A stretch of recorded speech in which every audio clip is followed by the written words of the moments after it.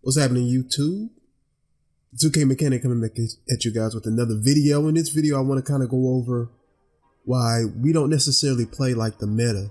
Because we know in Stage, you usually see two types of meta. You'll see people running play shots or offensive threats running around screens, and or people ISOing in Stage. So in this first game, I'm playing with Code and Dirty Mop. I'm on my two-way slashing playmaker. This is my second two-way slash playmaker build, point guard. Code's on his new playmaking shot creator, and Dirty Mock is on his glass lock. Right, so we're going up against, they're not really high rep, but you know, they pretty much run the meta, running behind screens and stuff like that. All right, so like I said, we don't really use the meta. I think the way we play kind of metamorphed off of 2K17. We started playing in 2K17 together. I know these guys actually in real life, and that's a good shot by him. I kind of got screened off a little bit. I was expecting him to go the other way, but yeah. So we started playing 2K17. We didn't know the game really well. They left the lane wide open for me to get an easy dunk. We didn't know the game too well, so we kind of tried to piece together how we needed to play since we didn't know all the dribble moves. We didn't know all the core mechanics of the game. The pass by him, so we kind of made it to where we like to move the ball around. So we kind of play similar to, I think I might have said this in the previous video, we kind of play similar to the Golden State Warriors, where we like to move the ball around, pass till we get the wide open shot. You know, Dirty Mock is a pretty decent screen setter, and then he's on a limited build. He's not on a shooting build, he's on a slashing build. So in order for us to get wide open shots, because a lot of times the opposing defender would just sit in paint. So to get easy buckets, we kind of use screens to kind of free up everybody and pass any misdirection and get people open. So we start the game off, man. We already down, they get another steal, and we're kind of fighting up an uphill battle, as a lot of times we do. Our game is kind of predicated upon defense.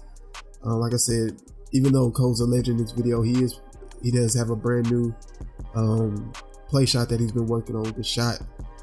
So he doesn't have all his defensive advantage. He starts off with 10, of course, and then I think he only gets 4, so a total of 14. But just goes to show you can kind of play defense on any build, even if you don't have the stats. And you know, we play defense aggressively, and good steal by the opponent. So we plan to play defense aggressively, try to get our opponents to make mistakes, and then you know, we score off of their mistakes. So right now we're behind, got an easy rebound and pass, and that's another thing a lot of people don't do. Like, when you see your defender or your rebounder has the advantage in getting the rebound, then it's time for you to sprint up court. We kind of learned that in 2K18 or 2K17, I don't remember, but when you play rec and certain other games, man, as soon as the offensive board was up, man, they'll be off and running. A lot of people don't do that. As you see right there, I kind of went in and I waited for Cole to come back around for an easy 3. Like I said, now we're back in the game. It's 8-7 and a good steal or attempted steal by Cole, but unfortunately they didn't let us pick it up. Like I said, man, we play defense aggressively, man. We like to pressure the dribblers into making bad decisions, especially if they cannot dribble. As you can see, I'm all on my opponent. I don't want to give him any space because, and they should have let me get that steal. I don't want to give him any space because we know, you know, play shots, especially with quick stopping, and all the badges that they get. And I try to go for a steal right there. It didn't work. The alley. Oh, he missed it. So we try to, they didn't let him get there. You know, we try to force them to take twos. We don't want threes when we play this type of lineup. So the best way not to get threes is to smother the shooter and try to rotate and get back to the slashing center as quick as possible. So the game is pretty close, 8-7. So there we go. See, that's why I'm always on my opponent, just to try to get an easy bucket, and he might try to come back because a lot of play shots like to go back and forth. So if you kind of dictate when they can go back and forth, you can kind of manipulate where you want them to go. See, right there was a good screen by him, and he shot that for some reason. I guess because he had a center on him, he felt like he could shoot that. But Dirty Mac was pretty good closing that out right on him. So right there we get the turnover, and we're only up by 1 at this point. So they have, I think this is a rebounding wing, pretty long rebounding wing that they put. They'll switch the rebounding wing on the ball handler and let the offensive third or play shot play off ball. And I pulled up for an easy 2. So in the way we run offense, like I said, we like to pass the ball to both guards. We like to have 2 guards that can dribble, primarily because when you only have 1 ball handler, that kind of limits what you can do on offense. Now, the meta, Cole jumped on that one. He got an easy 3. The meta is, try to get as many threes as you can or put up a lot of threes. We just try to score, period. Play defense and try to score. So a lot of times we run side to side, wait the screens. Cole went up, he didn't get that shot. But like I said, we like to get easy open shots. So, and when you play like this, you put the stress on both the guards. You can't just have one defender. See right there, they tried to switch that. Dirty Mac came in with the easy dunk. They tried to switch and put the guard on Code and then put me on the rebounding wing. And I don't know what happened there, man. I reached for the steal and then I kind of got sucked into the screen, which was trash, but what happens. And then right here, quick off-ball screen. I was waiting for that. I knew they see me lit up, so they both were going to collapse on me. They weren't even worried about the off-ball screens. We do run a lot of off-ball screens just to, like I said, try to let Dirty get in on the action and free up the backside guy. Right there, Cole got caught up in the screen. We're tied. That's why, meta is good because, you get threes up, wide open threes with all those badges. I try to take a wide open 3. Luckily, I hit that. I don't really like to shoot too much on my second build because he only has 8 shooting badges. I really tried to go all slashing in defense with that particular build. So he can't really shoot he really can't shoot deep. But I was luckily, I timed the shot well enough to get that one.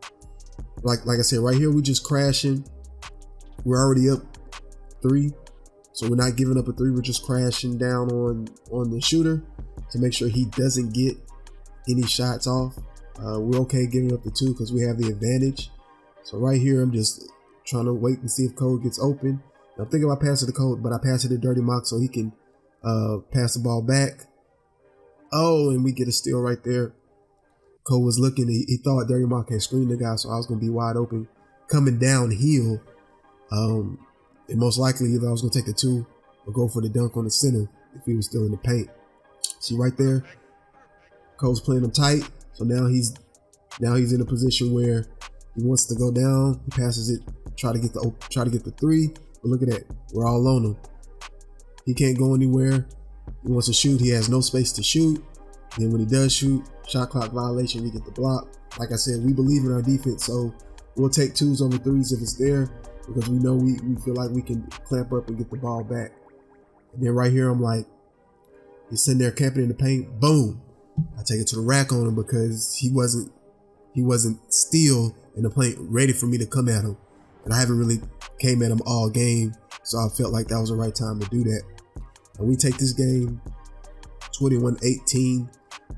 We had quite a few turnovers, but that's the name of the game. Sometimes, most of the time in stage, if you have 2 or 3 turnovers, you lose the game. But if you play solid defense, then you're always able to keep yourself in the game.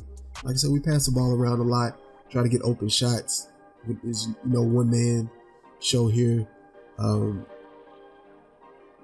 I'll talk about in the next game why we can run ISO, but ISO isn't the best way to run in stage, because for the most part you're going to get 2s, and then also the problem with when you run that off-ball screens, the person in the corner gets behind if they miss and we get the rebound. So the off-ball defender has a jump to come down. He can jump because he's probably faster than the guy in the corner. The guy from the corner has to come all the way up because usually the shot creator can't shoot, or the offensive threat not shoot. They can't defend. So we have another game here. 2-way slasher playmaker, 2-way slasher, which I think the 2-way slasher is a 2-way slasher playmaker. Then we have a glass lock that can shoot. So in this game, we're going to have the dynamic of ISO. We're going to look at how ISO can be good or can be bad, but in stage, ISO isn't too great, especially if you're only taking twos versus if your other team is taking threes. And right there, they had a misstep. I seen Dirty Mock slip for the easy two, so I got it to him. So right here, we're just kind of seeing how they want to do since they spread out like this. So we already know they're going to try to run ISO. BJ20, that's a two-way slasher, which I think is the yellow and red playmaking chart, which is the playmaking and defending part chart. I thought I defended that pretty well. He hop stepped me pretty good to get the easy layup. So right now we got to be careful a little bit since we're playing essentially three locks. So right there, I missed Dirty Mock. I tried to pass it to him early, but for some reason I must have pressed R1 a little early. And Code actually took that shot. He thought he was moving, and they gave him a standstill shooting shot. So I'm already telling him, just let me guard the primary ball handler, whoever it's going to be. Right there, he got the quick rim run because I was off balance a little bit, which is fine because I'm always like, they can have that. Then eventually we're going to get what we want. I thought the defender was a little closer. Like I said, I was playing a little hesitant because we were playing three lockdowns. But anyway, yeah, so I'm good on defense because I know I'm going to get some turnovers after a while. And then, he was pulling pretty crazy, and I got the good contest there. Look at that. Code's already out. And that's what I meant by if you play it out wide like that, if you play ISO, then the person in the corner is going to be at a disadvantage when there's a missed shot because he's going to be trailing because he's looking for, that was a good contest by Code. Like, we play defense against teams like this so much that we kind of already know without talking where, and I get the easy rim run, when to peel off, and, we're communicating, hey, pick him up. If he gets past me, pick him up and slide over. So, we're used to that. Right now, I'm just playing him. And the course was a little slidey, so, I was playing him to see if he can shoot, and he greened it. It's a good shot for him. Now it's 8-7. So, we feel like we're pretty comfortable in a comfortable spot since they're running ISO. And the thing with ISO is, at minimum, they're going to get a 2. And they kind of made him do an additional step when he caught the ball. At minimum, they're going to get a 2. What we're not going to give you is a wide open 3. So, you better get ready to slash because we're going to press you, and you're not going to get an open 3 playing against us. I try to get Dirty Mock the slip right there, give it back to me, post up like I'm going to shoot, pass it to Code. But unfortunately, they didn't give him the catch animation in motion to allow him to go to the corner and shoot that fading shot. Because the fading shot is the hardest shot to stop. Oh, yeah, we didn't have enough time. The fading shot is the toughest shot in this game to guard, primarily because hands-up defense doesn't work against a fading shot. And then your hands go up so slow that it's tough to contest that. You really got to be in tune and knowing when they're going to do the fade. So right here, we got BJ20. I know he wants to get to the rim. And then he passed it, and luckily, Dirty Mock was right there to contest. Cole goes in. Like I said, the person in the corner, if they're not ready for the guy to miss the shot, if they're not paying attention, there's no way they're going to catch the person, coming down the court, which is one of the reasons that ISO is tough to really compete with people that shoot threes, unless you just locking down the other team. So I gave up an easy 2. Like I said, we're still in the advantage. We still have a point above. Then we give up a 2. I thought I had the lane, and then they gave me the animation. I wanted the tomahawk dunks on the center, but I didn't get it. Missed it. Now they're up 1. Which, like I said, we're in a good position. We're not giving up threes, so we feel good. The Dirty might get the rebound, and I'll come in, hit him with the reverse layup cheese. The Kyrie layup package is probably one of the best in the game for me. I've always used Kyrie layup package since you could choose different layup packages. And right now, I'm forcing him to a side that he doesn't want to go, and he got past me. I thought he was going to give me a little poke animation, and he gave me that, so he kind of ran right past me. Like I said, I'm pressing him up early because I don't want him to even get comfortable or think that he can shoot the 3. I want him in the mindset that he's always going to slash. And if you get them in that mindset, and I should have took it up right there, but I didn't. I shoot the fade shot. Unfortunately, the defender was right up on him. I want them slashing, because as long as they're slashing, then that gives us an opportunity to, put pressure on him. Right there, boom. I'll wait for him to get to his side, which is the easiest. The dirty mock goes in for the easiest. It's the easiest way to get a steal, because I know if he didn't want to go there, he was going to have to come back and switch the ball to the left hand. So I just kind of played that left side a little bit. And right here, I don't want him to go to Dirty Mock's side, because it'd be tough for Dirty Mock to let off his dude. And I get the easy bump steal. Dirty Mock's already moving. That's what I'm saying. That's the problem with ISO. If your guys are not ready for when a turnover happens, then that's an easy 2 points on our end, right? Boom. I'm already trying to get the steal. And he tried to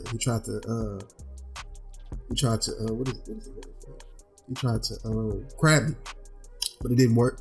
But he was able to get the 2 points, and we still have the advantage. Like I said, defense. I already feel like we're gonna get turnovers. Wide open. He missed. Dirty Mock missed the screen. Luckily, we get the ball back. I come here. I'm just trying to see code, see if he can get open.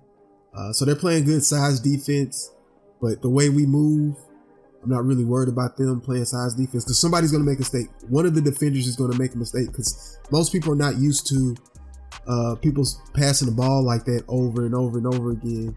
And right there, we're cool with that. I'm not giving up the three. He can go to the rack. We're still up ahead. So here's what it is. So I'm coming downhill, seeing if Code's going to get open, see if the screen game is working. And right there, I made an errant pass. I thought Code was going to pop in the middle and then cut to the corner, but he didn't. So boom, he come in right there. We get the steal. Like I said, I want him to keep going slashing, because he felt comfortable slashing all game. He hasn't pulled up to hit a jumper all game, so I pressured him a little bit and kind of wanted him to go to the left side. So right here, I'm pressuring him a little bit, and then boom, I see that I'm already hitting the square button, because he tried to crab and didn't know what animation he wants. So right now, he already has 3 turnovers. We have the advantage. So even if we make a mistake, we can be a little aggressive here. Even if we make a mistake, get a turnover, the most they're going to get is a 2. So I'll try to pass it there. Then we try to get a screen here. And then I come back. Boom, hit him with the side clutch dump. And we win. So that's one of the things, if you are playing ISO, you better have a person. And I think he's chirping right there. He's mad because, I guess he's calling me a spammer or whatever, which is cool. I don't care what you call me. As long as we get the dub, we get the dub. It's not my responsibility to allow you to just dribble when you want to dribble, and get to the spot you want to get to. As a defender, my job is to make sure you don't get to those spots, and limit